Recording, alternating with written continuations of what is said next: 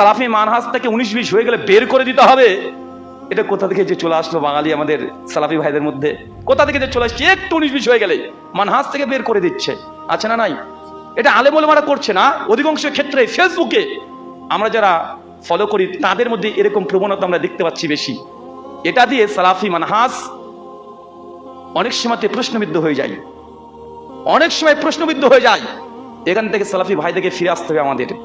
দাওয়াতে কাজ আরো বেগবান হতে হবে। দাওয়াতি কাজ প্রসারিত করার জন্য কোনো মানুষের যদি ত্রুটি হয়ে যায়, আরে আলেম ওলেমা তারা ফিল্ডে আছে, তাদের দ্বারা ত্রুটি হতে পারে। প্রতিদিন যদি সে 5 ঘন্টা 6 ঘন্টা করে আলোচনা করে, কমপক্ষে কত শব্দ বলছে, কত বাক্য বলছে, এর মধ্যে মিস্টেক হয়ে যেতে পারে। হাজার হাজার পৃষ্ঠা বই রচনা করছে, ভুল হতে পারে না? তুই তো মানুষ, তুই তো বই লিখছে, কোরআন তো নয়, এটা আল্লাহর পক্ষ থেকে ওহী নয় যে কোনো মিস্টেক হবে না, কোনো ভুল হবে না। ওটাকে নিয়ে আমি আলোচনা করতে শুরু করে দিলাম। নবী আলাইহিস সালাম তিনি যখন দ্বীনে দাওয়াতের জন্য বিভিন্ন রকম সিদ্ধান্ত নিয়েছেন, সেই সময় যখন কোনো ত্রুটি হয়ে গেছে, তার মানবিক দিক থেকে ওপর থেকে ফেরেশতাকে আল্লাহ পাঠিয়ে দিয়ে তাকে সংশোধন করে দিয়েছে।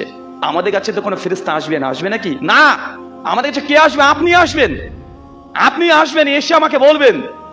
একজন মুমিন আরেকজন মুমিনের কি আয়না, আয়নার কাজ কি? আয়নার কাজটা কি? আয়না কথা বলতে পারে?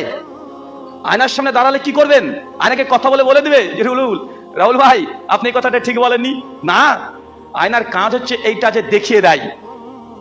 আপনি যে চুলটা ঠিক না থাকে দেখিয়ে দিবে, কলারে বোতামটা লাগাননি আয়নার সামনে দাঁড়াবেন, দেখিয়ে দিবে। তো মুমিন ভাইয়ের কাজ, যদি আমার দ্বারা কোনো ত্রুটি হয় মুখে বলার আগে আগে দেখিয়ে দেন।